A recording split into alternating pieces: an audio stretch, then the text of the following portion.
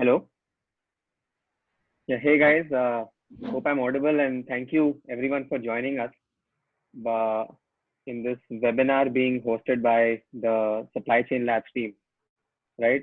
So we have with us today two people, who are we feel very well positioned to guide and actually give some practical insights on how companies and businesses can navigate and work through very specific aspects of their business in these tough times, right? So in the interest of time, I'll get straight to introducing the panelists. First we have Chirag Mehta, who is partner at Clip Financial. And Clip Financial is basically uh, a company operating in the financial sector. It is a advisory firm focusing on corporate, on debt syndication, on equity placement, and on M&A as well. They are a sector focused firm, so they really get deep into any of the sectors before they actually get pick up a mandate for any company. There is no standard approach, and they focus more on the SMEs and the mid market corporate who generally struggle to get this kind of corporate advice and struggle to go out and raise funds in the market. So Chirag has been closely working with the ecosystem and various businesses in these tough times in trying to guide them, and hence he has a good insight of what investors are seeing right now and what their sentiment is like in terms of fundraising and investment. So I will hand it over to Chirag, and after Chirag, I'll also introduce Rahul, who is a managing partner at Lex Chambers, and we'll do a deep dive with Rahul as well later. But first, we'll begin with Chirag, and over to you, Chirag, to talk to the audience. Thanks, Akhil. Thanks, Ashutosh, for introducing me, and thanks to the entire Lumis team for inviting us. Hi, everybody who has joined this webinar. I hope you, your family, your teams, you're all safe um, in the current times. So as Akhil mentioned, right, we are a boutique investment bank, we're an advisory firm. We help companies raise capital, and there's been a lot of noise around fundraising over the last 2 months. And what we'll attempt to do in this webinar is to try and share some insights that we have, because we keep speaking to investors. We are in regular touch with VCs. We'll share some of those insights which will help you, really clear the clutter and really decide exactly what should be your strategy for fundraising in the current times, right? So, we have heard extremes. So I'll just share the presentation. I'll just share my screen, Akhil. That's fine. Yeah, absolutely, absolutely. Can you see the presentation? Yes, we can see the presentation. Right. So what we have seen is that there's a lot of extreme noise in the ecosystem right now. I've heard reactions where people have said that this seems like there'll be no funding in the next 3 months. Some have gone to said 6 months, 12 months. There'll be really, really low quantums of funding. And really, the truth is somewhere in between, right? I mean, just to give you a fact, over the last 2 months, almost 200 transactions have been announced, right? In April, we have had 90 plus transactions that got announced, right? So it's not like funding has not happened, right? It's just that the ecosystem or the environment has changed, and the criteria for selection, deselection has changed a little bit, right? So basically, what we have done is that we have created an internal model in our company, which we use to try and identify the kind of transactions that we want to work with, because we believe there's a higher percentage success chances for those companies to get funded. So what I'm going to do is share some glimpses of that model, some parameters around which we do the decision making, and it's like a really, really handy guide for anybody who's listening to this, right? And you can use those pointers and try and just apply them on your own company and figure out really where exactly do you stand from a fundraising perspective, right? And you can then accordingly decide the strategy that you want to pursue, right? So it's a very small brief presentation. It's very to the point presentation. I'm not talking about the usual stuff that I'm sure you would have heard hundreds of times: increase your runway, cut cost, all of that stuff. I think that's been done to that. I'm sure all of you have already have plans around each of those. What we're going to try and do is really put you in the right frame of mind as far as the fundraising is concerned and how do you approach it in the current times, right? So the first perspective is, you know, current environment can be broken down into three parts, right? A long-term perspective, a short-term perspective, and a mid-term perspective. When I say long-term, I'm talking about something which is beyond 2 to 3 years, right? So this is clearly the post-COVID world, right? Um, in the long term, we are very confident India is extremely well placed from capitalization perspective. We'll see significant fund investments coming to India, and it's very simple, it's very logical, and the reason we believe this is because what COVID has done is it's increased the need for digitization, right? Because of which the entire digital economy is going to expand significantly, which is going to attract a lot of capital coming to India, along with various micro and macro forces of economy globally. That's going to be one of the biggest triggers for a lot of capital to come to India. Medium term is something that we talk about, which is roughly roughly 1 to 1.5 years, 2 years. And again, that's when fundraising and startups will be extremely well poised. For the simple reason, Indian startups, Indian funds actually are sitting on a whole lot of dry powder right now, right? There's a lot of pent-up capital sitting in the market right now. And if you look at the institutional VC model, right, that has to be deployed sooner than later. If the fundraising momentum is low for the next 3 months, 6 months, 9 months, that pent-up capital is going to get released eventually. So any company which is looking to raise funds in the medium term is going to be extremely well placed because there will be a lot of capital chasing a very few good ideas. The real challenge is actually the short term, which is 3 to 6 months, 9 months, maybe extending up to 12 months. So if you are a company which needs to raise in the short term, which is something, if you are a company which is looking to raise now or which raised about a year, 2 years back and is almost towards the end of deployment of that last fund cycle, then you have a certain amount of a challenge, right? And that is what you really need to guard against. So really what we're trying to say here is that you have to have a very different strategy depending upon you're looking to raise now or looking to raise after 12 months, right? Because in the short term, capital will be scarce. In the medium term, I think we will have enough opportunities. Long term, I think it's going to be super positive, right? So, uh, really, what we're going to discuss in this presentation are companies that are looking to raise in the short term, right? Because that is really where the real pain is. That's really where the challenge is, right?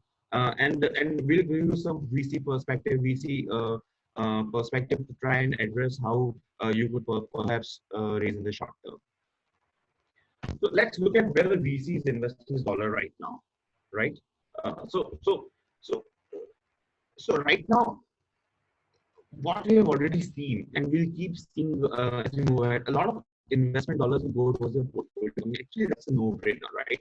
And we've already seen transactions being basket raising $50 million from Alibaba and all of that stuff. So everybody is doubling down on category winners, on portfolio companies which they think are going to do extremely well going ahead, and they're investing more dollars there. So that the runway increases and they have dry powder to kind of being able to address the market given the current situation. I think anybody who has capital right now almost has an unfair advantage over the others in this industry, right? And that's what most of the good investors are trying to do. They're trying to make sure that their portfolio companies actually run with this unfair advantage over the short period and get market access or clients or customers or adoption, which they would have not got otherwise in regular circumstances. A lot of smart investors are also doing, and what they're doing is that they are looking at deals that they missed out on earlier, right? So if 6 months earlier, and typically what used to happen was that you miss out on a deal 6 months later, the company is back in the market with 2x the valuation, right? Right now, this is one of those unique situations where companies are coming back, startups are coming back and saying that 6 months back we raised at a certain valuation, and we're looking to kind of pile up a little bit of capital just for rainy day, and the valuations haven't really moved as much. So investors who missed out on the earlier round, for them it's really a great opportunity because they've already evaluated the deal. They're getting a reviewed deal who has been in the market for 6 months, who have delivered for the last 6 months, and at a valuation which is fairly attractive. So a lot of management and investment effort, mind, and dollar is going towards actually chasing those such deals, right? So I think over the next 2 3 months, you will see a lot of such transactions happen where Series B, Series C kind of companies are getting invested in by classic Series A kind of investors, because really it's not a Series B, it's just a extended Series A. right? So what really that means is that a very small percentage of the capital is left for new investments. Ballpark that we use is 25 cents on the dollar, and that's really what is kept aside for new investment by a large percentage of the VCs. Again, it's not a rule. It's not what is going to happen across the board, but this is a very high level perspective. It could be 25, it could be 50, it could be 15, but just to give you a high level perspective, a very small percentage of the portfolio of money is actually kept aside for new investments, right? So that really is the challenge that short term. That's one of the challenges that any short term company or any company looking to raise money in the short term is going to face, is the fact that you know. Just because of this particular behavior, the total capital that was available has now shrunk significantly, right? And hence, what that means is the competition for that dollar is that much more. So that is going to be the first challenge, because of which, yes, there will be some pain in fundraising, right? Uh, Two, right? So what has happened is that broadly companies have behaved in three different ways to the COVID situation, right? There have been some such companies, some companies which have been severely impacted, right? Uh, Companies in the travel space, companies in the hospitality space, um, maybe restaurants, food companies, right? Automobiles, right? Zero sales in April. That's crazy, right? Uh, so these are companies which can typically be categorized in severely impacted category, right? Then there's some companies where there's just been a delay in business plan, right? So if there are companies like student housing, companies which are like remittance, right? So you can't do the transfer now. There's nobody traveling, right? But 6 months, 9 months, के बाद the same demand is going to hold back and it's going to come back again, and you can then redo your business plan. So fundamentally, your business plan is not impacted by COVID. Pre-COVID, post-COVID world will be the same. But because of current situation, you can't accelerate or you can't follow the business plan as the way you want it to, right? So that is your delay in business plan category, right? And then third, there is the entire set of companies for which that's actually the demonetization movement. These are companies in edtech, health tech, which have seen their usage go through the roof. Gaming companies, we are working with a gaming company, and their usage has gone up by 50%. People are using their app for almost 90 minutes every day right now, which is insane, right? In the best of times, the best funded companies are able to clock 40, 50 minutes per day per user. They're doing 90 minutes, right? So that is the kind of increase in consumption that's happened for a certain category of company. So again, the point and the critical point here and the key takeaway for all the companies, all the startups here, is that it's very important for you to understand genuinely which category do you belong to, because the strategy that you need to adopt depending on which category you are is going to be very, very different, right?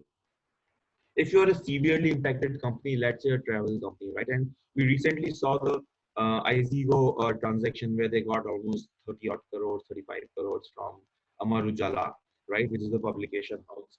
And again, so essentially, if you're a severely impacted company, right, you really, your focus has to be on surviving, to be very honest, right?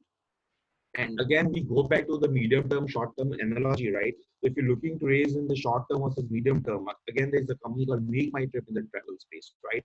And because they're fairly well funded, they're the market leaders, they can actually sit it out, right? They don't need to raise money in the short term. They can sit it out, and maybe after 12 months, 15 months, when the environment increases, they can again raise some more capital, right? Versus somebody else who is not a market leader, who has a much smaller balance sheet, who has a more urgent need to raise capital, right? Otherwise, they will not be able to survive. So again, the behavior of both these companies, even if you are severely impacted, will be very different, right? Uh, and we'll talk about a few strategies like M&A, etc., which a lot of these companies are actually aggressively looking at right now, which will actually help them not only tide over the pandemic, but also emerge stronger and gain market share at the end of it, right? But really, here for the purpose of this conversation, companies who are looking to raise in the short term or severely impacted, what you're really raising is survival capital, right? So we don't really know the details of the ICO deal, but looking at it, face of it, it's a Series B deal, by the way, and they last did the Series B way back in 2017 when Sequoia invested, and they're again doing a transaction after 3 years, calling it Series B1. So our guess is the valuations haven't really changed much. It's a really sweetheart deal for the incoming investor. He's not even a travel guy, so clearly it's looks on the face of it a survival capital kind of a deal. So what we're trying to really not analyze that particular deal, but what we're trying to say is that we need to companies in this category need to really deep dive and look at ways they can raise uh, the survival capital really. And obviously, all everything else goes towards cost cutting, managing and extending the runway. That's all true. And I think Rahul in his part of the presentation from a legal perspective will touch a lot more about some of those elements around your contracts and how can you manage your costs more effectively. But really, this section will talk about fundraising. So that's what severely impacted companies need to do, right? Delay in business plan companies, again, not the easiest path for them to be able to raise capital, right? Because really, I mean, it's not urgent, right? For an investor to invest in this company, he knows 6 months around the business will still be there if it's there for him to make an investment, right? So again, given that there are only 25 cents to the dollar available, it's unlikely that 25 cents will be attracted by a company whose business plan has been delayed. Everybody will say it out and say, okay, fine, let's look at you after 8 months, 9 months. Nice chat, and let's reconnect in 6 months' time. So again, they will have to kind of budget it and plan their fundraising or their journey accordingly. Really, the opportunity is for companies in the demonetization movement, right? So, and we talked about companies. Clear market leaders are emerging already, right? They've raised another ton of capital, I think 50 million or something, from Alibaba, which was their or Tencent, which was their previous investors, right? So they have again ended up raising a whole ton of capital. Clearly, everybody recognizes they're emerging as the market leaders. So companies like those and others who can actually accelerate the journey, increase customer base significantly. For them, this is a great opportunity, and a whole bunch of those 25 cents will go towards these category of companies. If we have put together a small list, it's by no means comprehensive, but it's an indicator of the trends, right? EdTech, healthtech, gaming, we already touched upon these three things. Robotics is another interesting play. Everybody is talking about the fact that post-COVID, let's reduce dependence on human beings. Let's introduce more robots. If there were robots, you wouldn't be really worried about supply chain. Amazon would be supplying both essential, non-essential category goods to us, and impact would have been significantly less. Factories would have been working, right? So robotics is going to get a huge fillip post COVID, right? So any technology that supports robotic, machine vision, etc. I think those kind of companies will be in demand. Overall, the theme is digitization. Any company that can accelerate digitization, that can support digitization of any form or means, that's something that will be extremely, extremely attractive. And supply chain, right? I mean, we have seen how supply chains have crumbled, and I think there'll be renewed focus. In fact, a lot of companies have actually, Britannia, for example, tied up with Swiggy to deliver its products, right? And that's a classic example of emerging new models of supply chain, right? Many more of these will come up. So if you are a company in the supply chain space, and I'm sure this is music to the ears of the Lewis team.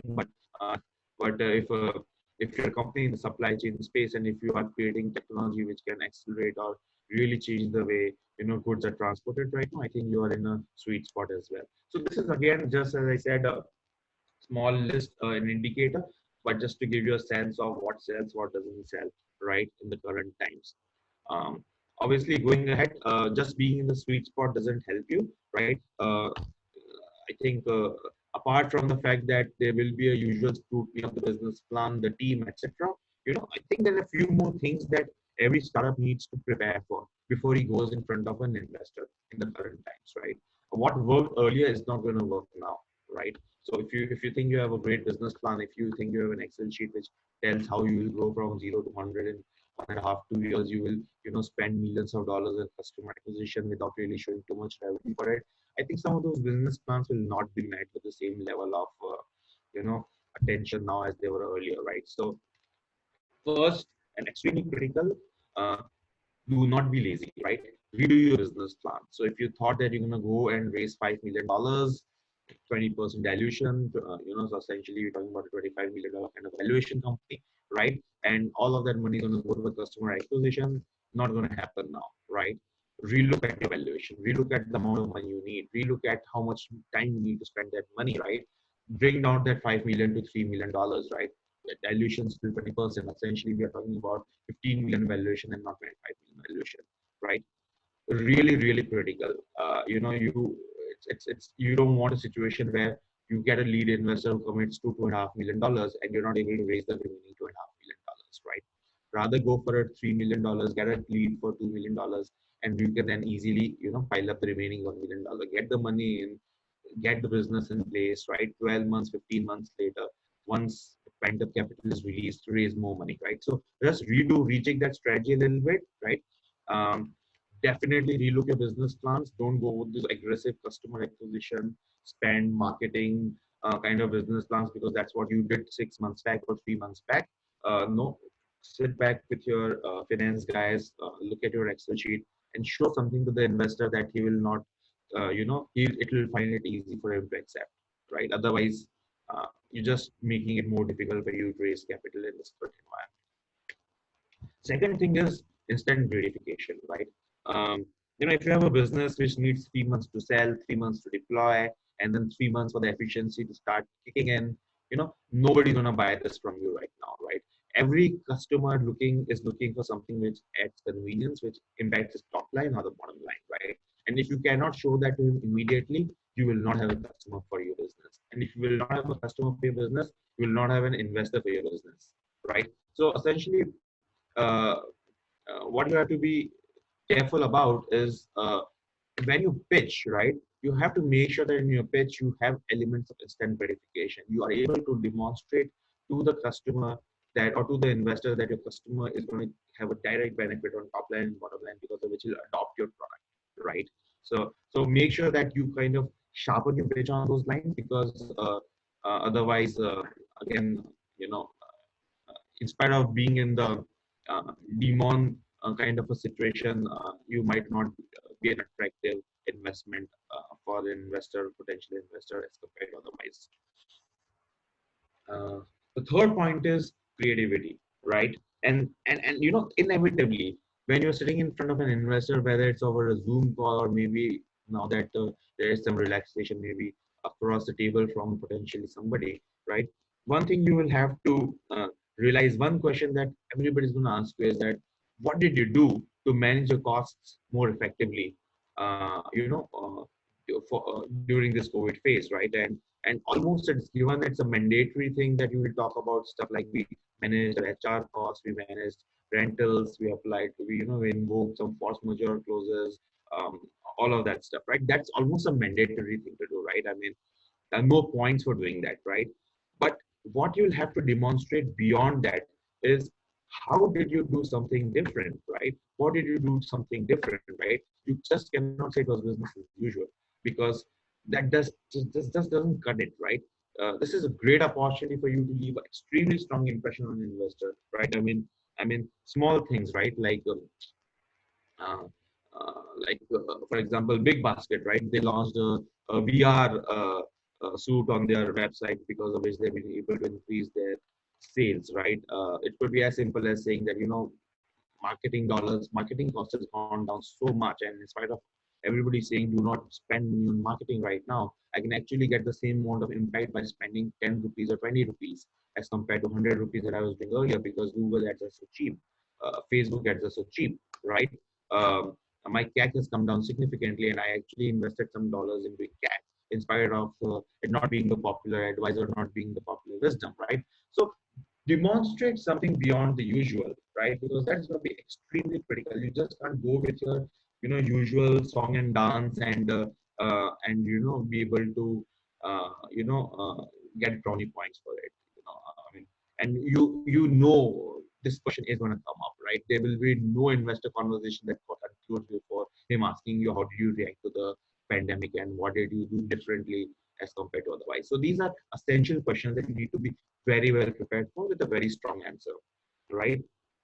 And finally, fast versus slow. I was in a conversation some time back with a panel which had, amongst others, Zerodha founder Kamath, and he made a very interesting point, and he said that you know, it's no longer the battle between the big and the small. It's a battle between the fast and the slow, right? And though big companies do a few things very well, which is things like compliance, things like processes, things like what they do not do well is reacting quickly to a situation. And that is really where startups have a huge edge, right?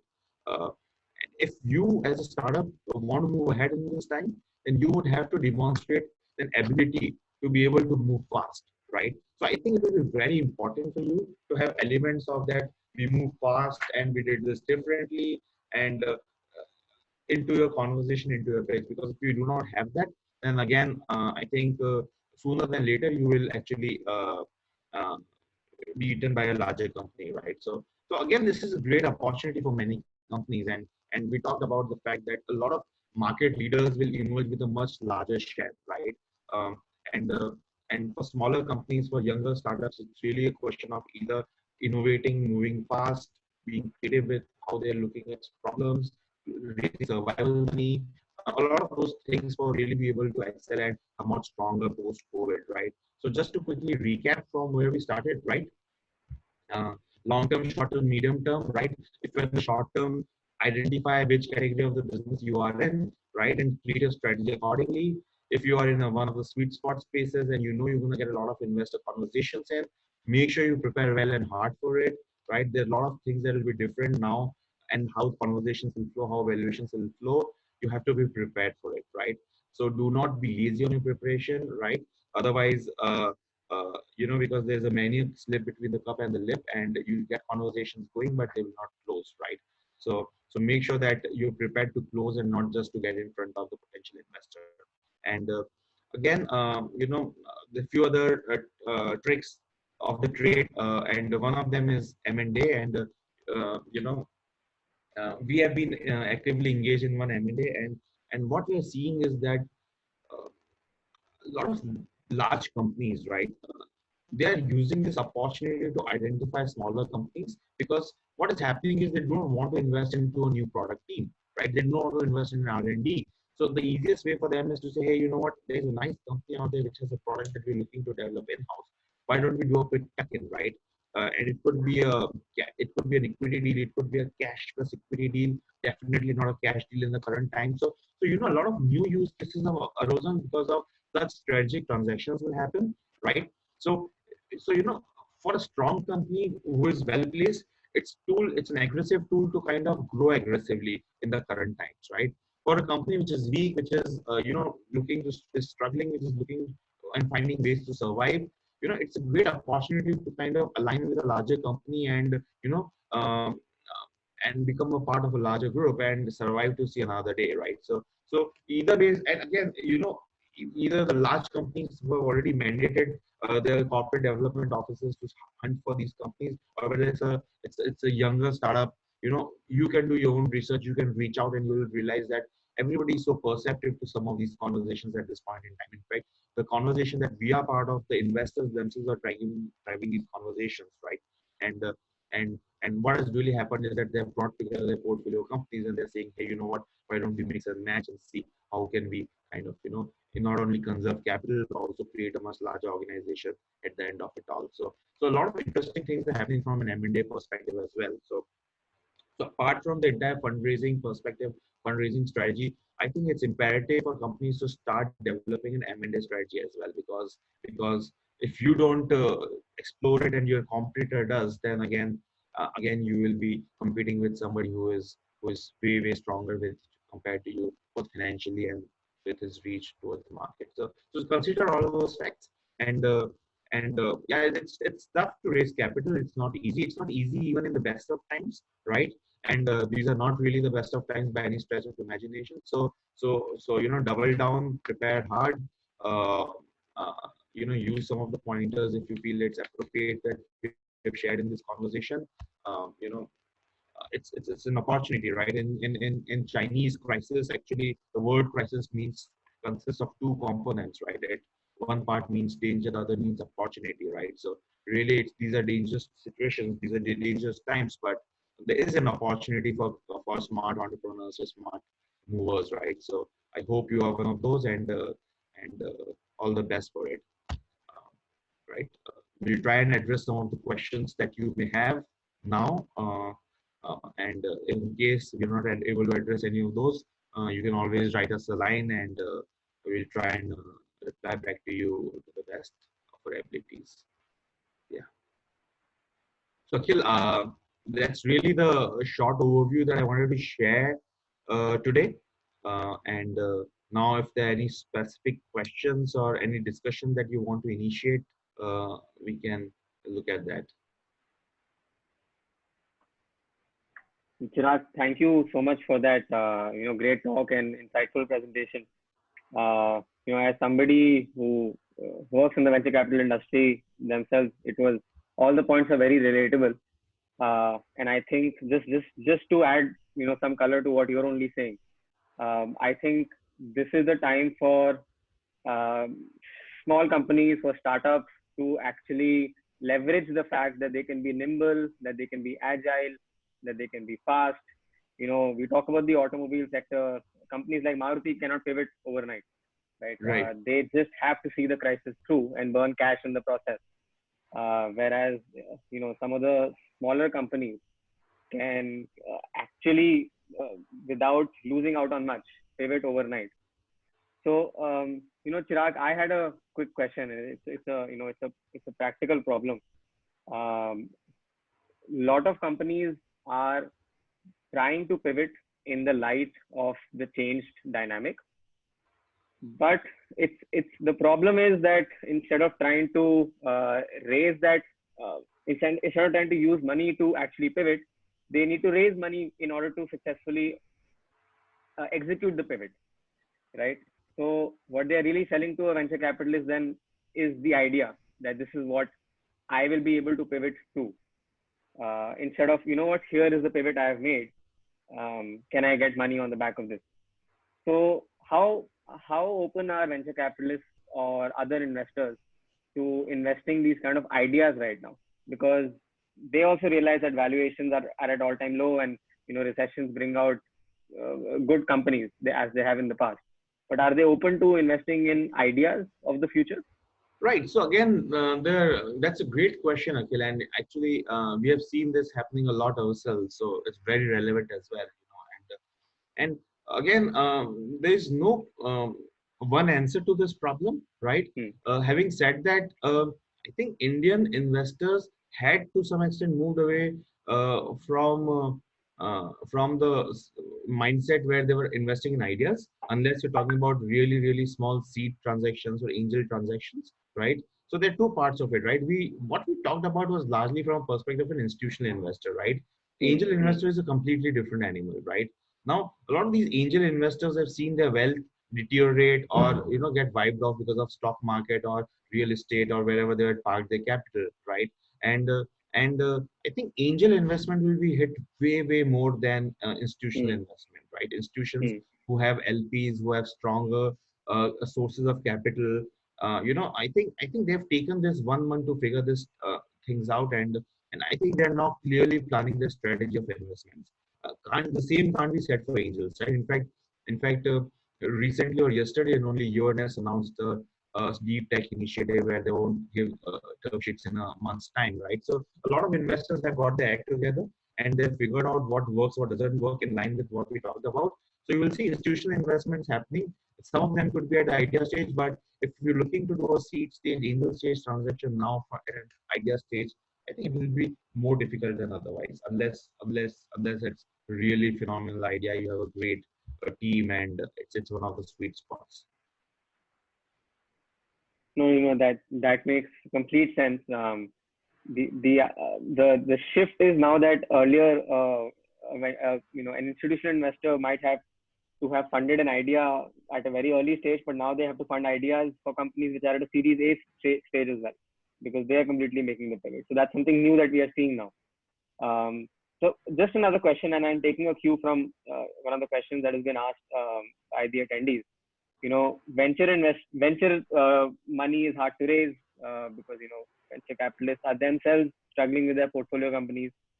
Debt will be hard to raise because it will be harder to service in the short term, or interest rates will be very high. So there are other options, and you talked about the M&A strategy as one. I personally am not I'm not well aware about how startups can leverage this, or even medium-sized SMEs. So would love to understand some of the strategies. I know you talked about it, but would love to understand more. in terms of apart from venture and debt, which is more conventional, how else can a startup raise money right now, or a medium-sized business?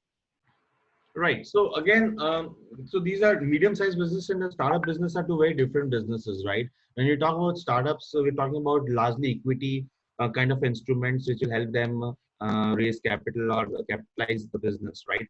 Um, Again, there are options of debt. There's venture debt and there are other forms of debt instruments out there these days. But again, venture debt is a slightly misunderstood instrument, right? Mostly, in most cases, venture debt actually follows an equity round, right? And that is how you price a venture round, right? So if somebody is looking to do a pure debt round, that's not going to happen, right? Having said that, there are some NBFCs which are doing extremely niche funding. So if you are a company who is in the EV space, for example, there are NBFCs who are doing EV-based vehicle financing, right? So there are again niche NBFCs which are actually providing capital, but again, debt is largely a function of a cash flow, and unless you have that kind of a cash flow, and I'm assuming that uh, early stage startups will not have that quality of cash flows. Really, debt or other forms of capital raise are very, very difficult. Unless you're a Series B, Series C kind of a company. In fact, a lot of Series B companies have raised debt, right? Boxset raised some money from the existing investors recently, Mayfield, and a little bit of it actually came in the form of debt, right? In fact, Big Basket raised some money and uh, from the institutional investors recently, and a portion of it was actually in the form of debt, right? So when you're raising a large round from a large institutional investors, you have an option of structuring your capital. But if you are at a very early stage, at best you can do a note, but really, why would any investor want to do a note at this point in time when you can actually get a low valuation, right? So really, a lot of those options are not on the table. Right, right. Uh, that that makes sense. That makes sense. So Chirag, we'll move on to Rahul. But before we start speaking to Rahul, any final advice for companies out there, startups out there Yeah, to navigate? see, it's very simple. You have to, for a very long time, and Akhil and Loomis, you guys are VCs yourself, right? Investors yourself, right? So a lot of time companies look at investors as a different category of human beings, right? It's really not so, right? VC is also running a business, right? His business is to invest money and create return for his LPs who are his investors, right? At this point in time, all VCs themselves are struggling because they are under pressure. They will not be able to demonstrate the returns that they have promised, right? So their business is struggling. They are looking at ways to try and innovate and stay up the curve, right? So as a startup is trying to work and innovate in his business, so is the investor. And if you really go from that mindset that, hey, how do I present myself in a way so that I can actually be a solution to his challenge and be a great investment opportunity, or be something that he can go to his investment committee and show as something very investable because of certain reasons. So help him out, right? And if you go with that mindset, you're much more likely to be able to close a transaction, get an investment in as otherwise. So it's not really the time. It's just that everybody is trying to do the best they can do for their business. If it's capital preservation, so it is. So will it be, right? But it doesn't mean investments will not happen. Uh, but I think everybody will have to be vigilant. They will have to put in that extra 2 yards to make sure that they are ready for fundraising. So I think as long as you do that and you are honest to your business plan and your efforts, I think companies will do well. No, absolutely. Completely agree with everything you had to say, Chirag. These are unprecedented times, and any guidance, is very useful. And I think everything you had to say was so relevant. And I hope the attendees and the companies which are viewing this webinar had, were able to take something solid away and use it practically in their business. So, Chirag, thank you so much. Thanks, Akhil. Thank you so Yes. much. Thanks, Please, Ashutosh. absolutely, absolutely. So, guys, we have now had one perspective on fundraising. Another important perspective that we now want to offer to our viewers is on the legal side of things. And for that, we have Rahul Dhawan with us, who is managing partner of Lex Chambers. I'll give a brief introduction and I will, let Rahul do the rest. He'll do a better job. But Lex Chambers is essentially a full service law firm with, offices across India focusing on practice areas like corporate commercial, regulatory, telecom, real estate, IP, etc. And these are just a few. Personally, Rahul Dhawan is the managing partner of Lex Chambers. He has a lot of experience in corporate commercial and regulatory matters across sectors, be it media, maritime, education, power, etc. And what one thing I do know about Rahul, if nothing else, is that he has been extremely busy during these COVID times, advising his clients, advising companies, and various players in the ecosystem on how to navigate through this crisis. And these have been busy times for him. We are fully certain that there are many learnings he has had, and I will now hand it over to him to talk about the company and talk about the kind of challenges that he believes companies are facing and how they can navigate through it. Over to you, Rahul. Thanks, Chirag, for those kind words. Very nice of you. Let me start by first thanking you, Ashutosh, Gauri, Priyanka, and the other team at Supply Chain Lab, as also at Loomis. Very kind of you to have given us this honor of sharing our thoughts. And Chirag, very well done, my friend. Very good presentation, very to the point, very helpful. I mean, as lawyers, we also get good insights of what it feels and what it is from your point of view. So great presentation. On the lighter side, while Chirag can help you raise funds, we as a law firm can help you protect those funds, secure them during these unprecedented times, I would say. What we have done, and this is literally what we have put up for you here, is not a legal tete where we are having to share with you sections and provisions of law.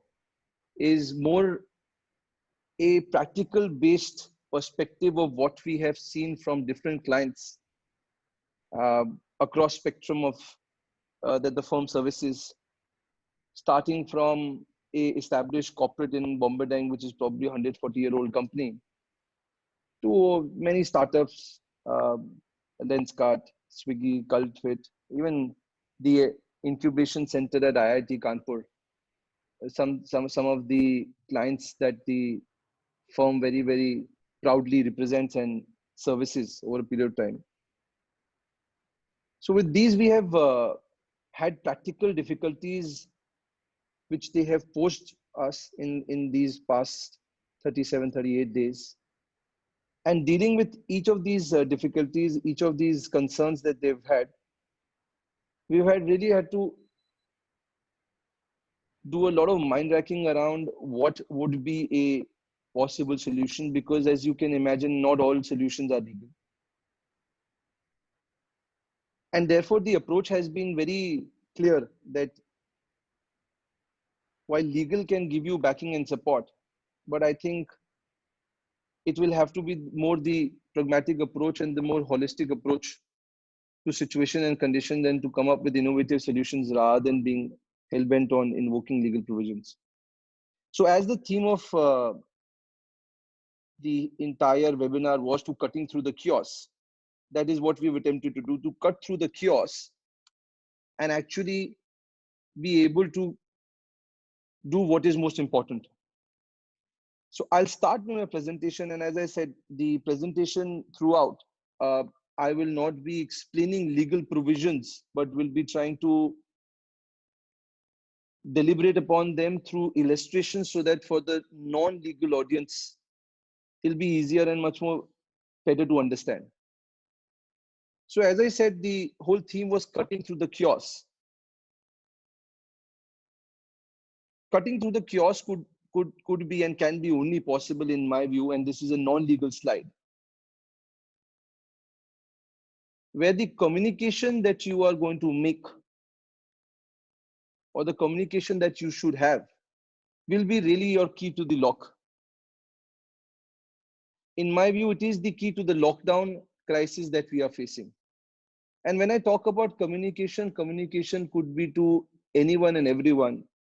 It could be to your investors, it could be to your shareholders, it could be to your vendors, it could be to your employees, it could be to your landlord, It could literally be to anyone. So communication, holding the key to the crisis, will have to be based on principles of equity, fairness, good conscience, consensual, with grace, compromising, and equitable adjustments.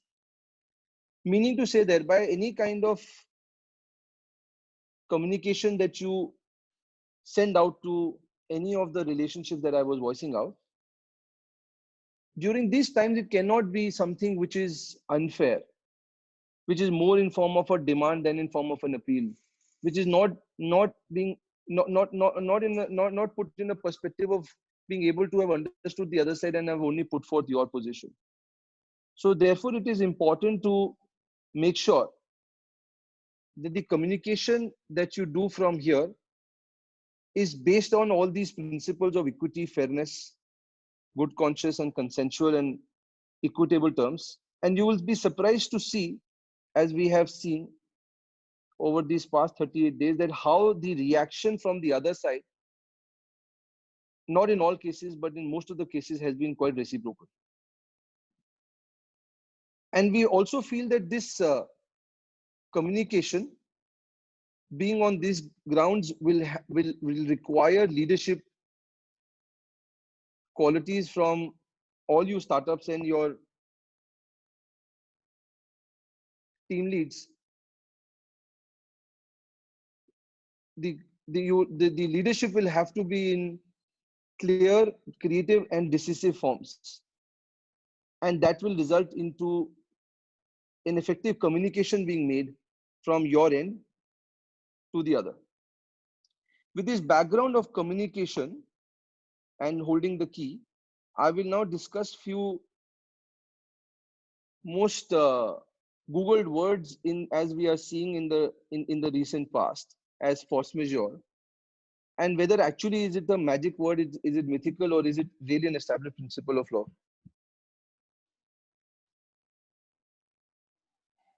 Interestingly, and please do keep the concept of communication, the background of communication in mind, so that you are able to relate to what I'm saying. Force majeure, as you may have all been reading through, is a concept where a event goes beyond the control of either parties, and the other party was to inform the non-affected party of the event having taken place, and therefore asking him to excuse him from performing his side of the obligations. And normally you will see our understanding of force majeure would be act of God, act of people, and any other reasonable or unreasonable event which is not foreseen is what you would have usually seen in contracts.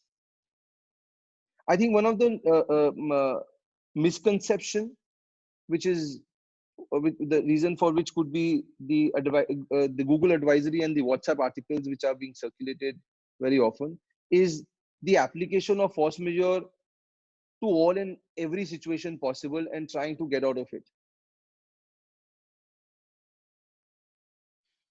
So while force majeure is actually a legal principle coming back from English law and adopted by common law countries, so is it a concept here. And parties in most of the contracts would mention a force majeure clause. The application of it is the test of application is very high. And I'll give you a quick example to understand. The example is like this. A company, DLF, hypothetically, was to build a office space for a huge corporate. And then they signed a contract which said that time will be the essence, meaning thereby to say that the building has to be constructed within time. Otherwise, there will be penalty provision and so on and so forth.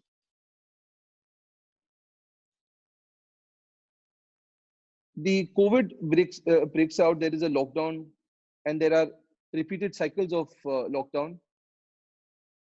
migrant workers have run away. They have all gone back to their hometown. Raw materials are not easily accessible. Very few areas where construction has been allowed. So not every place is that correct construction is allowed. And apart from that, these several other factors of required to construct a huge corporate office are missing. So assuming DLF was to invoke a force majeure clause because of the fact that there is time is of the essence, meaning thereby they had to complete the project within certain point of time, and they know that they will not be, this will at least put them back, if not more, but at least by 12 months. So they invoke force majeure, saying that we will not be in a position to complete the project in the timelines that you have defined. So therefore, please extend the timelines, having invoked force majeure. So if in this example, the corporate for which the office was being built was aggrieved and said, I will not accept force majeure. It is not my problem, it is your problem. The site is under your possession. You are already building on it. I need the office ready because I cannot end up paying huge rentals. And therefore, I don't accept your timelines remain the same. Unfortunately, if this was the situation, and if, as I said, the communication was one-sided in the corporate not being able to understand, and if this was to go to court, we are very certain that the court will say that yes, he is not trying to get out of the relationship. He's not trying to terminate the relationship. All that he's saying, please extend the timeline so that it becomes more realistic, and literally take out these 45-60 days from the calendar so that that time can be made up, and probably give him some more extra. Now, taken another example within the same example. If DLF was to say, sorry, I want to terminate the contract, I'll not be able to complete, you can take your money back. Because of force majeure, I don't think I will be able to complete the project. And as a corporate, I was aggrieved by the fact that, no, I want you to only complete the project. So in that case, if I take DLF to court and say that you had to complete the project and you are invoking force majeure, I don't think I'm agreeable. So the court could say, yes, you are right, Mr. Corporate. DLF, you're wrong. Why? Because there is no permanency to force majeure. So one of the principles that we all must note, without trying to give you legal notes on the whole concept, but the principle being that the applicability of force majeure will be in a situation where the event has some permanence to it. And if a party is trying to get out of the relationship, this thirst of permanence has to be seen, that whether COVID-19 is such a crisis that of such permanent nature that it will not be able to carry out its obligations. The contract had turned on its head, and a new contract has got given birth to. So therefore, he will be right in terminating. So if you compare the two situations, force majeure where he is trying to just say extend the timeline, absolutely perfect. While in case where he is saying I'm going to terminate because COVID-19 is a force majeure, absolutely wrong. There is no permanence, is what the law says. Moving on, there is another concept which is frustration. So what happens in contracts, or what happens in documentation where there is no concept of force majeure? As I said, force majeure an act of God, and therefore asking parties to excuse their abilities to perform. Frustration is mostly seen as a support for contracts where force majeure is missing. Frustration will be seen in that light to say, if there is no force majeure and if I'm able to the performance of the contract has become literally impossible, then the contract becomes frustrated. Many of us setting targets, setting tasks for ourselves are often sometimes not able to complete because they become impossible, and therefore there is frustration. So where force majeure as a concept is missing from a commercial contract or for contract of any nature, then one can take support of frustration. And again, interesting example is that Michael Jackson was required to perform at a concert. A day before the concert, there were terrorist strikes in the country. At some different pockets, terrorists played huge havoc. As a result of which the event was called off. And therefore, the contract became frustrated between the event organizer and Michael Jackson, and therefore, it could not have been performed. It's become impossible to perform. Now, with the three concepts that I have mentioned to you, which is communication being the key, in that background, look at force majeure, an act of God, the example of DLF. And the third one being frustration, which is where there is impossibility. So this got us thinking that really, I mean, if we as lawyers have not focused on force majeure, and literally so, I mean, I will be wrong and lying if I don't say this, that most ignored clause in a contract would be force majeure. And those who are from the legal background in this audience will agree with me to some extent. So therefore, all prospective provision as a learning as being wiser from this circumstance and this scenario, all future contracts will have to have very clear cut out force majeure clauses. Usually, if you look at EPC contracts and long-term contracts such as power purchase agreements and power supply agreements and infrastructure-related contracts, you will find in force majeure very well defined. But in future, we will have to be more careful in making sure this whole concept is well built up,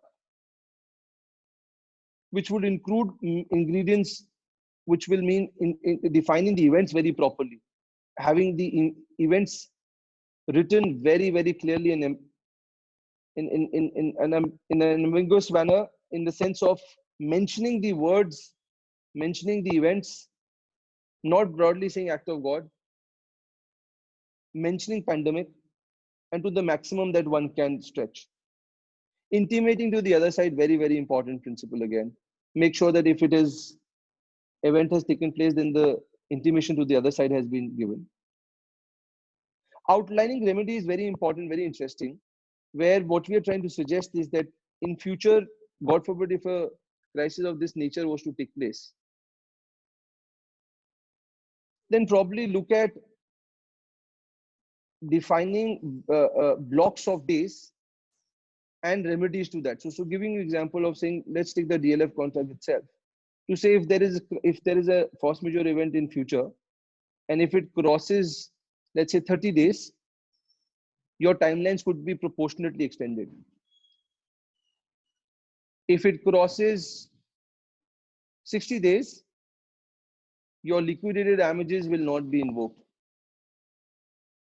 If it crosses another 10-15 days, then your bank guarantees may not be invoked. I mean, just food for thought, but I personally feel that from the current crisis, this is something that we can very clearly learn and probably be watchful in our future contract. And of course, termination will be the natural consequence of that.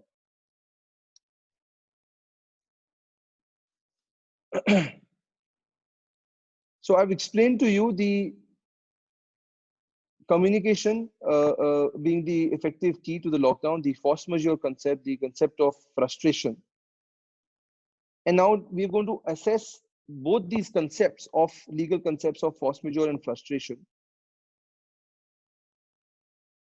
in light of what commercial contracts, real estate, employment, and the other two on cash flows and regulatory filings. And I'm sure we'll be able to justify what we've been saying in the past.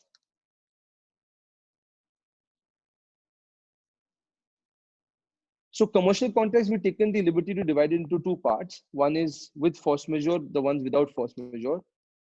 One with force majeure, as I pointed out, will have to be seen with what is defined and what are the circumstances in each and every case. Simply applying force majeure is not going to be helpful. the test of permanence will have to be seen.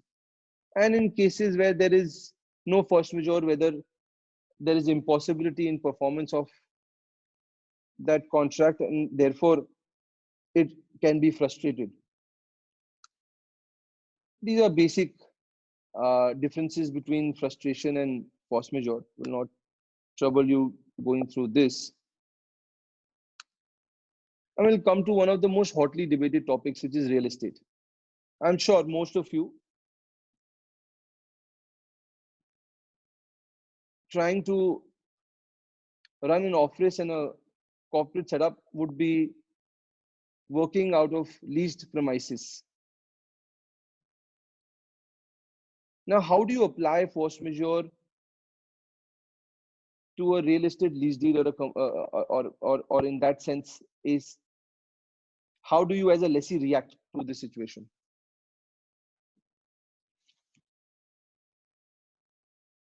So, as a lessee, you have very limited right under the lease deeds invoking force majeure and asking waiver. So, what is usually happening, again, from examples I can share with you, is lessees are writing letters to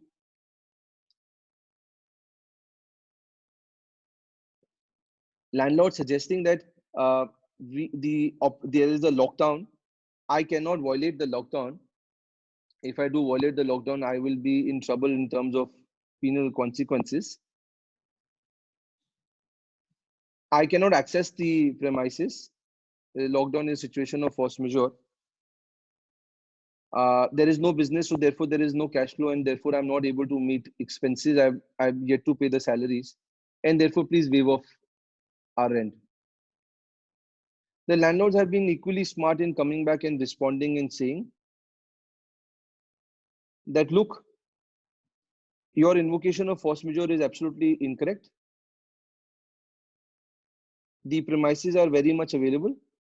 We have not stopped you. In fact, they are under your lock and key. Yes, you cannot access. That's something that the government has done it, not me. There is security agencies, there is maintenance agencies, there are utilities, there are gensets which are working.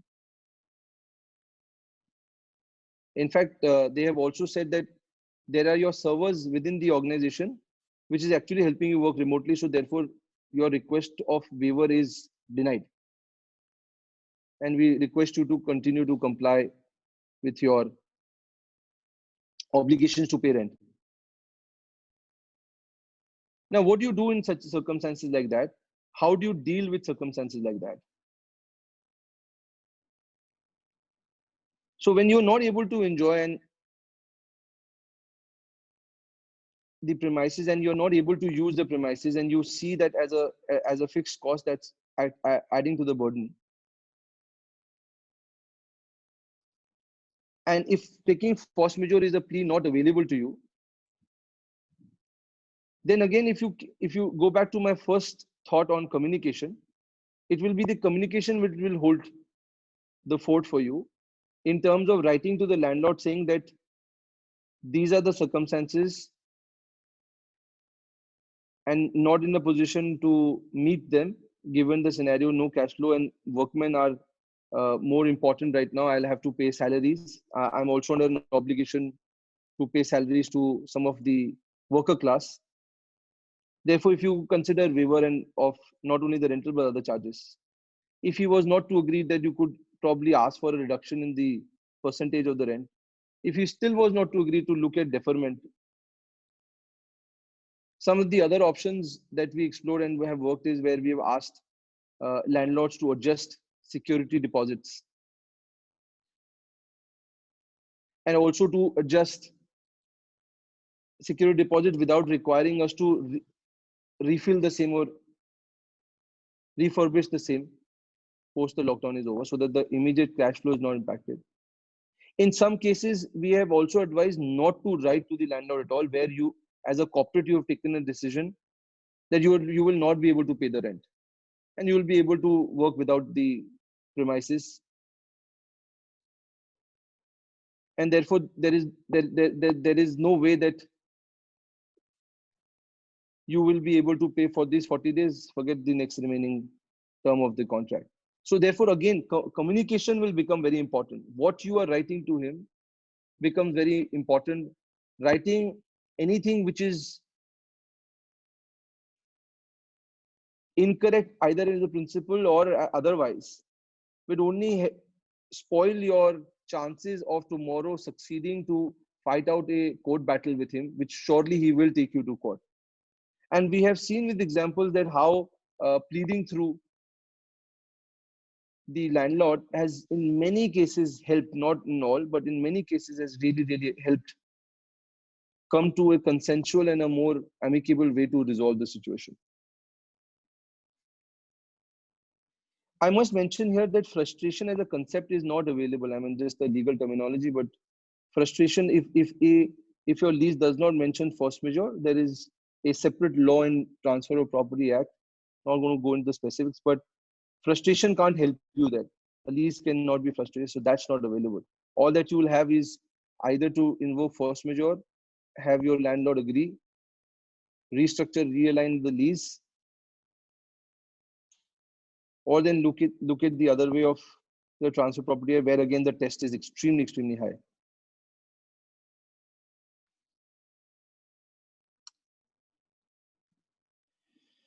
These are the screen on your the slide on the screen, as you see, is the remedies which will be available under the lease deeds for a lessee, as I've mentioned, in terms of force majeure transfer property.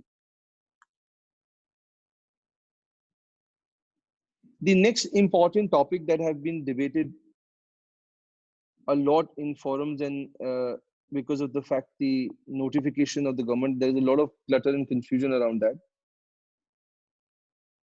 is how the workforce, the workers and the employees in our organizations have got impacted, and what is required to be done in terms of our obligations as an employer.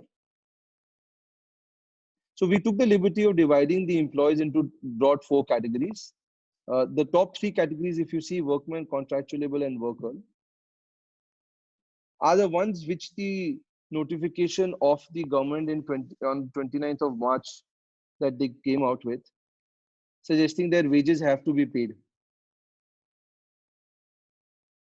We've had many questions around this, that even if I'm not in a position to pay, even if I've paid for March and April, what happens if this continues in May, and so on and so forth. Unfortunately, for all those who do deal with the worker class, the news is that one will continue to pay and will have to pay, because the notification is very clear. There is a mandate.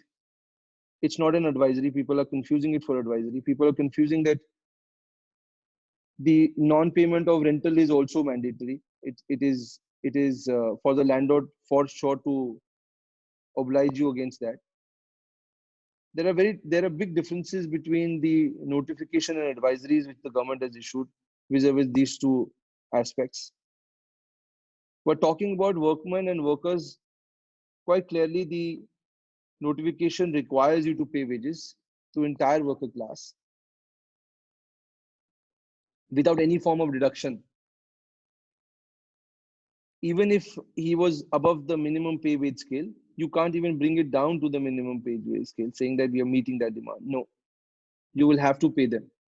Even the ones who are not reporting to duty, as some of the industries had taken support of, saying that they have not reported for duty and therefore they are not being paid.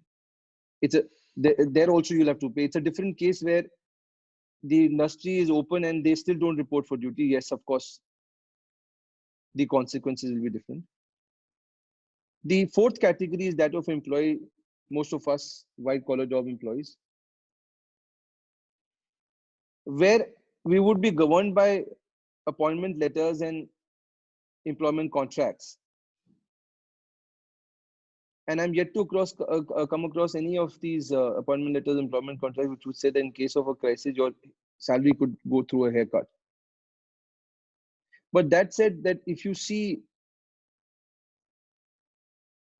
corporates, and I can say very one of the examples that comes to mind that I've heard of is Interglobe, where they have written to their employees saying that we could either throw out employees,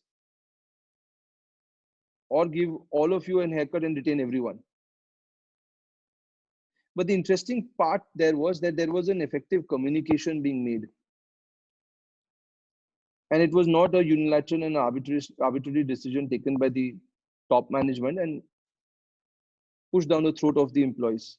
So it was a consensual decision, an effective communication undertaken by a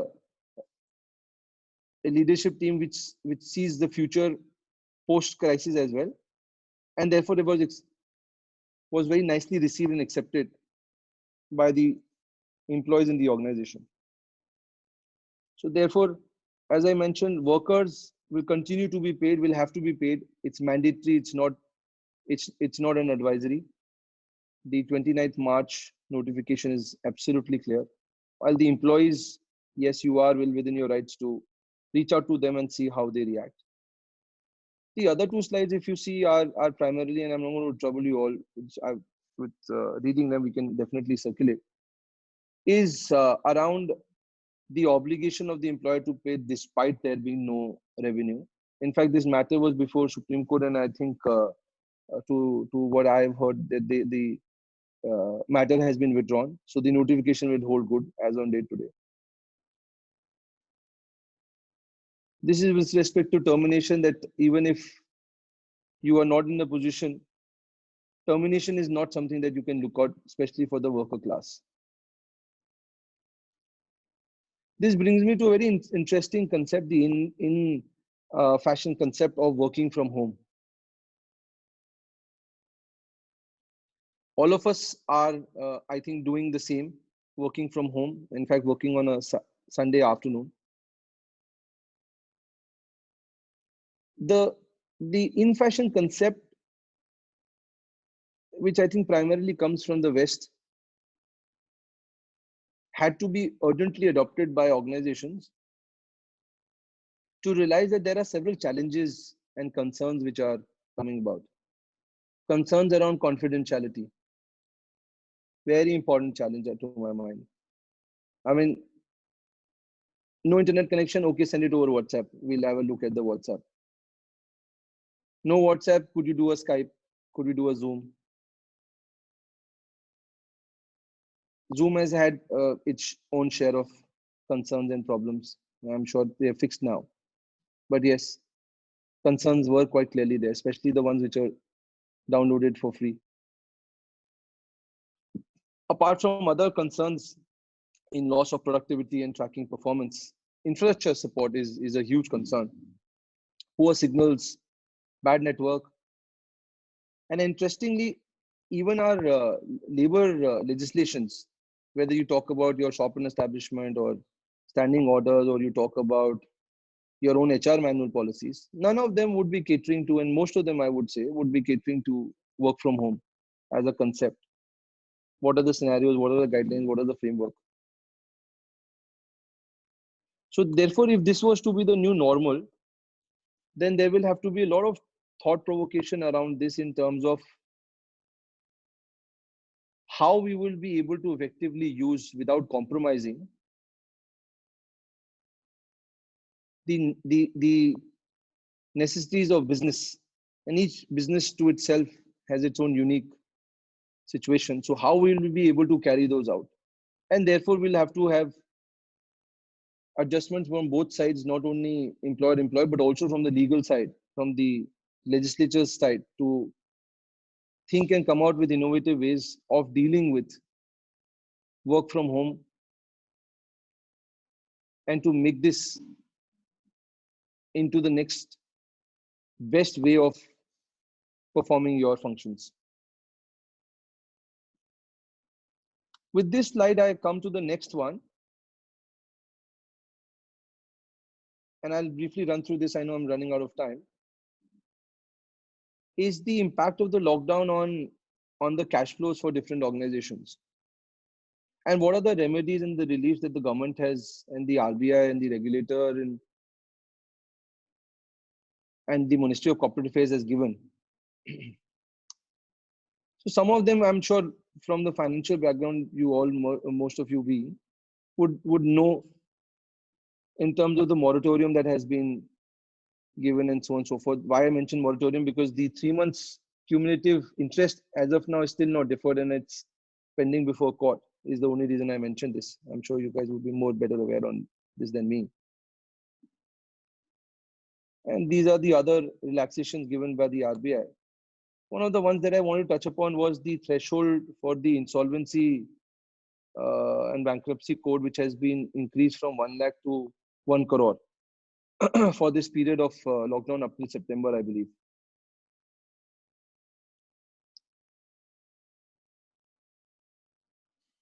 The compliances as required in the Ministry of Corporate Affairs have also been given some form of relaxation, and primarily around physical board meetings being exempted and not being considered as violation, and supplemental ways of organizing and holding them have been agreed to, have been accepted.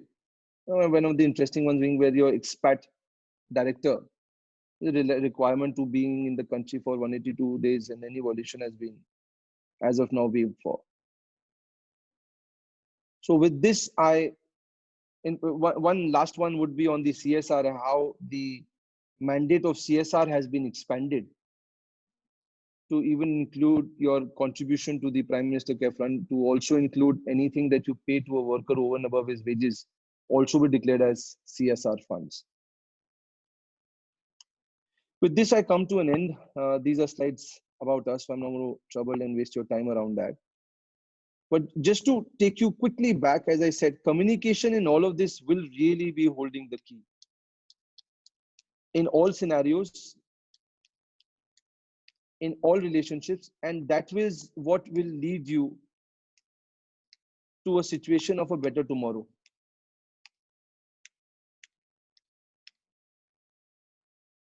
One of the other questions that have been asked to us, and we have prepared a quick Q&A, and Akhil, if you allow me a short minute, I'll just touch upon that as well. Absolutely.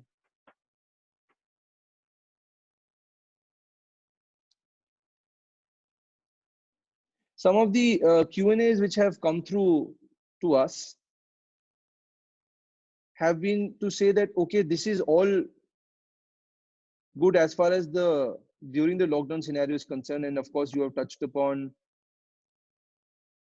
how one should not get demoralized that everything is negative, and communicate in the best way, and so that there is enough support.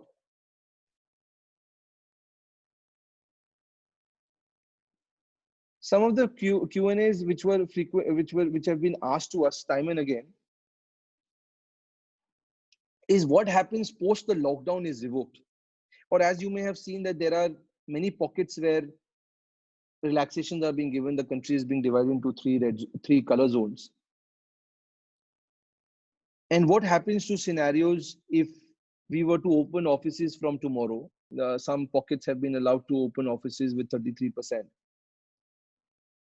And there have been strict guidelines by the Ministry of Home Affairs allowing private organizations to open, but to make sure that the guidelines are strictly followed. Guidelines such as requiring the employer to enforce upon the employer to download the Setu app. Very interesting guideline. Apart from that, the normal questions have been, if I open, am I at risk? Is there possible liabilities that could be fastened on me? Who will be responsible in case an unfortunate incident of the employee contracting virus or something was to take place? Are there penal provisions? Can the labor officer come to our office and ask for why I have not paid? Unfortunately, while I would not want to scare anyone, but it is my duty to make sure that you are guided well. And that is the idea behind the session as well. So to answer these specific questions, and I'll start one by one, is what we try to put in this FAQs, was primarily, yes, if there are possible liabilities, what are the liabilities and where are those liabilities? So the answer to that will be yes, there are liabilities that an organization will have to face. So assuming a scenario where you have done everything to do in terms of guidelines, but still there have been an incident, will the law not support me? So to answer these one by one, I will point out both the Disaster Management Act and the Indian Penal Code. So as you may have noticed that the notification of the lockdown comes from the Disaster Management Act gives the birth to these notifications, and any violation of these notifications can be penalized both under the Disaster Management Act as also under IPC. So there are provisions within the Disaster Management Act itself and the IPC, which can really be invoked in case you are found to be defaulting. If you, as a responsible startup, as a responsible corporate, has taken all the pain of putting everything in perspective, then of course law will protect you in terms of having done your due diligence. And you must make sure, as a advice I will share with you, that you must make sure that all the necessary paperwork of what you have done I would ideally suggest as a blueprint is kept ready, from marking out the elevators to keeping the temperature guns to putting hand sanitizer to making sure that it's only 33%, to making sure that lunch breaks are given alternatively, etc., etc. You will find a whole lot of advisory. It followed to the T. For those who do not follow, or for those who feel that, okay, it's only us, 5 of us, or 10 of us, and there is nothing really to worry about, then let me tell you, the news is slightly more difficult for you, because the penalty is on any of those people who are found to be in the control of the business of that particular company or organization. And all those, and it's pretty broad, so director, secretary, admin head, everybody could be charged with. So it becomes the responsibility, apart from the company, of course, so it becomes the responsibility of each one of you to make sure that if you are revoking the lockdown and going ahead with some relaxations, you are following the code and the guidelines which have been laid down. One of the very interesting question also asked was that in terms of whether there's a jail term or it's only monetary fine. Let me tell you an example. Just last week, one of our company clients, corporate clients, their colleagues who were required to go to the warehouse went, and it was relaxed as one of the functions, so they were not violating, but they were traveling back in 3 in the same car, where the police stopped them and said that you are violating the social distancing norms. You are only required to have 2, you are 3 of you. This is in Ahmedabad. And FIRs were registered against them. So as I said, I'm not trying to scare you, but I'm just trying to warn you that actually the situation outside is quite grim. And I think it is in our better interest that we take care of ourselves rather than flouting laws. For notices received from labor commissioners or labor officers, one will have to be dealing with them on case-to-case basis, may not be able to give a standard response. But yes, as I mentioned, the worker class has to be paid for. You cannot deny neither reduce their salaries. The employees can be dealt slightly separately, but of course, as I mentioned, communication will have to be the key. With that, I have ended my presentation. And in the end, I will again say what I said in the beginning. Communication in these unprecedented times will not only help you as a corporate stand out, but will also help you mitigate possible legal risks and exposures without having to burn bridges with all possible relationships, and therefore look at a better future. So while at the cost of us being lawyers, not everything will be legal, but yes, we'll have to be very pure, very clearly, significantly, and very cooperatively drafted to make sure that your interest is safeguarded. With this, we've come to an end of my presentation. I once again thanks everybody, and I thank my team as well for supporting me in putting the presentation together. Happy, Akhil, to take up any questions and happy to answer them if anybody wants to send them in writing. Sure. Thanks, Rahul. Thank you so much for walking us through some very pertinent issues and simplifying it for us and the audience. So thank you so much for that. Before I get into my questions, I just have one or two. Chirag, Ashutosh, any questions from your side? Any questions from the audience? No, nothing from my side, guys. Got it. So just a quick question, and you might have talked about this, Rahul, just right now itself, that a company should be careful before it opens up in order to, avoid any legal repercussions and stuff like that. If so, I just had a thought, a random thought. Tomorrow, if an employee was contracted, becomes positive of the coronavirus, and he or she believes that they contracted it at the workplace, then can they also sue their company? Yes, good question, Akhil. Yes, very much. They will be entitled to. It will be difficult for them, of course, to prove, because given that the carrier or infection could be anyone, and him becoming the host, it will be difficult for him to allege that it was during his work hours. But having said that, if he is, then yes, he could sue the company, and he will have to be under the labor legislation in terms of Employment Compensation Act, Employees Compensation Act. He'll have to be taken care of. Absolutely.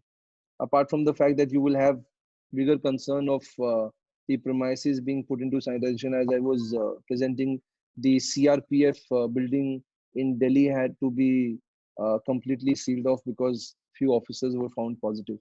So yes, in a private company scenario, he could very well end up suing the company. Therefore, it will be probably in the interest of the company to make sure that they have taken up the expenses of paying for his treatment.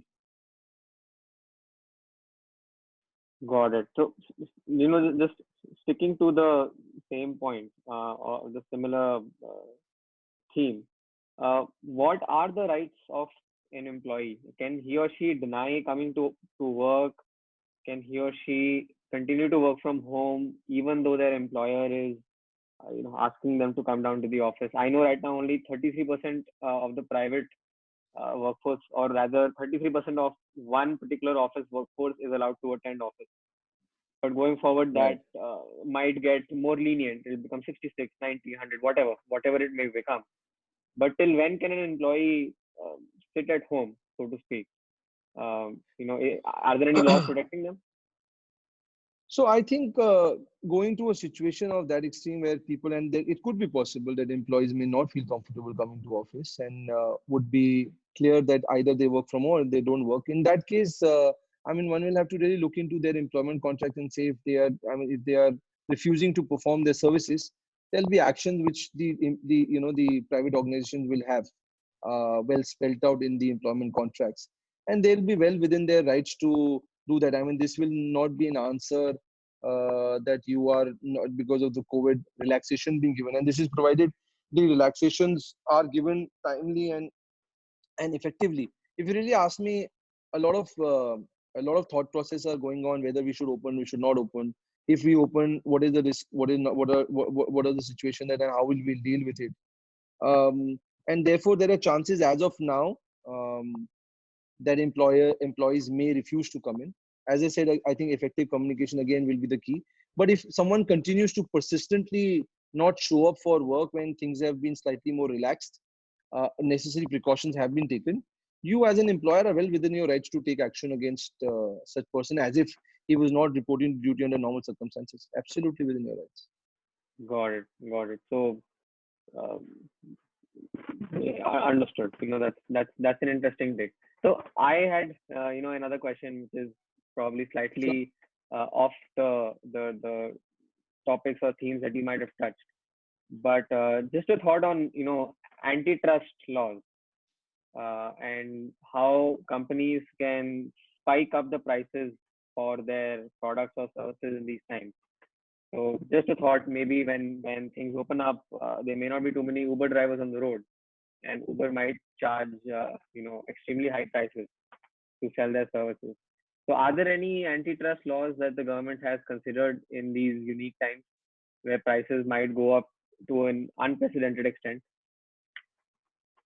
So I think the example to answer your query will be how the government putting hand sanitizer, masks, and I think ventilators as well in the essential commodity category, so that there Hmm. is no hoarding, there is no situation where people are trying to take benefit of the scenario and trying to make an extra money and trying to exploit the situation. In fact, we have been advising a lot of clients on this scenario. Uh, you cannot create a monopoly one under the circumstances, and therefore the government having to declare all these 3 or 4 products as essential categories and therefore not requiring even a license now in some of the categories to Hmm. start manufacturing and start selling was primarily an idea for the government to say that let's not give advantage to certain people. A lot of companies who are into health and hygiene products have started this new business wing of making hand sanitizers, masks, Yeah. hand sanitizer of different category. But from a private organization perspective, there is one very interesting case law where the price point of a contractor supplying ghee to army increased his price because war had broken out, and he said the raw material price has gone up. I said, therefore, supplying at the same price point is difficult. I will not be able to do it. And this is an actual case law. So he said that because of war being an force majeure and therefore raw material going up, and I can't do it at the same price. The court said, sorry, you are wrong. In invoking force majeure, if you had otherwise done it, fair enough. But if you are invoking it because war has happened and as a result of which you are not able to supply at the same price, sorry. So price is the last thing that one will have to see when you are looking at force majeure, and a party will want to invoke force majeure. That's the only reason and basis for him to say that why I'm increasing the price point, especially if he's contracted. So even let's for example electricity.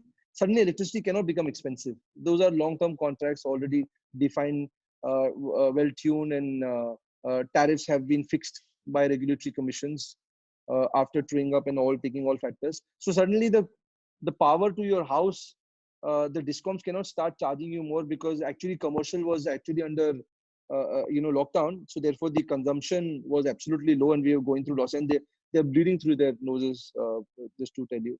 So they cannot charge you prices suddenly saying that because of force majeure, the lockdown, I have increased the price. No, law wouldn't support that. Got it. So either there are long-term contracts or the government steps in and makes it an essential service, um, or protects the industry or protects the consumer in some of the other way. Legal principles will support you. Legal precedents will support you. As I mentioned, force majeure, frustration, all these principles Hmm. will support you. Government is doing that bit. My first part of the answer primarily around products and things which could have monopolized and could have led to hoarding and black marketing and Hmm. all of that. So from that perspective, government stepped up and saw that scenario. But other than that, I mean, literally, I mean, there have been many case laws in the past 5-10 days where companies are trying to invoke bank guarantees, saying that you were supposed to perform, you're not performing, you're taking support of force majeure, while that's not true. So courts have come to their protection, have said that no, bank guarantee should not be encashed. So it's not going to be as if force majeure, as I was saying, is a magical word will help you through this crisis. No, be it any relationship, one will have to really get into the facts and see if it actually applies, it actually leads to a situation which could help them get out of it. Got it. Got it. No, that's quite interesting, and I'm sure there'll be many more things that will pop up and will have to be answered as we go forward. Things are still changing every day. Okay? Absolutely. Right. And I think on that note, we'll call today's session to an end. So Akhil, before you yeah, do, I'm sorry, there are a couple of questions which have been posted on yeah, the Q&A. I'm just quickly going to answer. One of the questions from absolutely. Gauri is, what steps should a company take if threatened with litigation over a supply chain disruption? Hmm. Gauri, the answer to that will be, of course, one will have to go through the contract. But yes, disruption, if was led because of the lockdown, and you can show that the lockdown um, could not have been breached by you, and your nature of services was such that you could not be exempted from carrying out normal operations, then I mean any other the non-affected party trying to get out the relationship will not be given support, to my mind, from any court. So I think that will be the answer to that. Of course, reading the contract will be helpful. Another question from Satish is, are corporates allowed to deduct salaries of staff working above laborers? I think I answered that in the category of employees who will primarily be governed by your appointment letter or employment agreements. And none of the agreements, at least to my limited experience, would have ever spoken about that if a crisis was to take place, forget pandemic or any other crisis or any such situation was to take place, you could actually cut salaries or you could deduct salaries of employees. So we will, for that, have to go back to my first slide, which is where I said that communication will be very important. I give you the example of Interglobe, which is actually the a live example. You will have to write down to the employees, saying in whatever best way of appeal that you could, requesting them to consider the situation, and I'm sure they will be all cognizant of the situation themselves. And basis that, request them to look at either a waiver or a haircut or a deferred payment in whichever way that you could, is will be the best way to approach a scenario of deduction from employees, not workers. So Rahul, Priyanka actually has one more question. She has Sure, asked it in the Priyanka. Q&A. She has asked it in the Q&A section. If you are able to access it, Niche. I If you're not able to, I can read it out for you. please, Ida, I can't see her question in this particular set. Yeah, it's not on the chat. There's a Q&A button on the bottom, but I can read it I'll, out for you. yeah, I got that. Okay. Thank you for the presentation. Hi, Rahul. What are the kind of material adverse changes clauses you would suggest be incorporated in sell-off from a purchaser perspective? So you will have to Uh, read it out. You will have to read it out for the audience because the audience may not have access to this question. I'm sorry. I'm sorry. So thank you for the presentation. Priyanka says that what kind of material adverse changes clauses would you suggest be incorporated in a sell-off from a purchaser's perspective? So, Priyanka, to be honest, one, the contract which had already been frozen now, it will be very difficult to realign those contracts unless both parties were to agree to make amendments and mutually agree to that. But material adverse changes will be a huge long list of clauses, and will be difficult to sort of brief them into perspective here on the presentation. Take us time to understand a little bit more from the perspective that you were trying to say, and then put in perspective. We're happy to offline send you some of the clauses which you could incorporate from a purchaser's perspective. But as I said, one will have to really, I mean, incorporating them for a signed executed contract, one will have to really go through the paces of having them addendum created and having them included in an executed contract. Yes.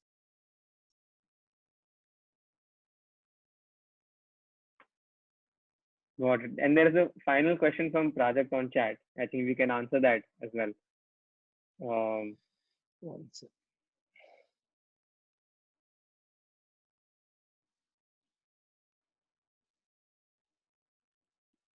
Just on the chat where Gauri and Satish had asked that question. I can only see Sunita ma'am's question here for Chirag and Priyanka's question to me. I'm just gonna. So should I read it out? Yeah, please do. If someone does get caught into a legal claim, how should that be handled? What is arbitration? Okay, got it. If someone does gets caught in a legal claim, how should that be handled? What is arbitration? Uh, Getting caught in a legal claim, I'll have to understand a bit more in terms of what kind of claim Project G is one talking about. If it is contractual, then the contract term will lay down the process. If it is otherwise, let's say, for example, anybody suing you uh, for having violated the terms of the lockdown, then you will, as defenses available to you, you will be put to a fair trial. You will be allowed to present your case, and you will be allowed to suggest that how you did your due diligence or how it was not within your knowledge, and therefore you will have to deal with the legal claim coming from whichever sector, whether it's contractual, the contract will support. If it is outside the contract, as I mentioned, then you will have to take defenses of what is available to you in law. uh, Arbitration is a forum and a mechanism to address disputes outside of court. What has been happening is our courts have been overloaded with lots and lots of cases and lots of old litigation which has been going on. And therefore, what happens usually in courts is that the time period between your first date and the second and the following dates is actually a long one. So companies today have taken a call in terms of saying, let's look at an alternative way, which could be by way of arbitration proceedings, which are proceedings held in pursuant to a statute, a law which is defines the framework, procedure, and mechanism, and has the force of law. Has It is seen as if it's a court outside court, and neutral parties adjudicate, become umpires basically. So it could be a single arbitrator. I could a industry expert into a dispute between two other stakeholders, provided that you are neutral and have no sort of reference to either one of them. We could have you, Akhil, and let's say Chirag sit as a tribunal and arbitrate about a dispute. So arbitration, as I said, is a forum outside, to put it simply, is a court outside court to lessen the burden on the already existing backlog of cases. Parties do often adhere to these processes and try and get their grievances heard. And you must be mindful of the fact that there is a backing of law to all these processes. Arbitration is a process backed by law, and therefore it will be effective as if a court has given its verdict.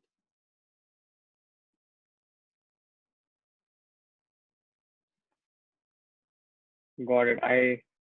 Uh, so we do have one more question, but we are a little bit over time. But Should we go ahead? I think we can go ahead. We have attendees attending. I see no problem in going ahead. We can answer the question. Sure. Satish ji asked me a question saying large IT companies have deducted 2 days salaries to contribute towards donation by company. Since company deducts 25% of variable salaries payable as well as while employees working full time from home, employees are not that strong enough to communicate with the management. Can it be taken as a grievance? Yes, absolutely can be. Absolutely. If this has been a unilateral decision, uh, we'll have to get into deep dive into the facts a little more. But if this has been a unilateral reduction by the company and it has been forced onto you, very much can be taken up.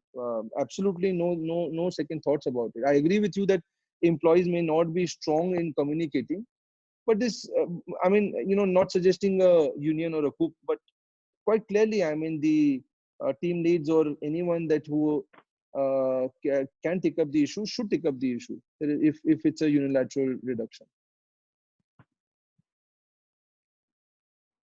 Hmm. Hmm. Any other questions?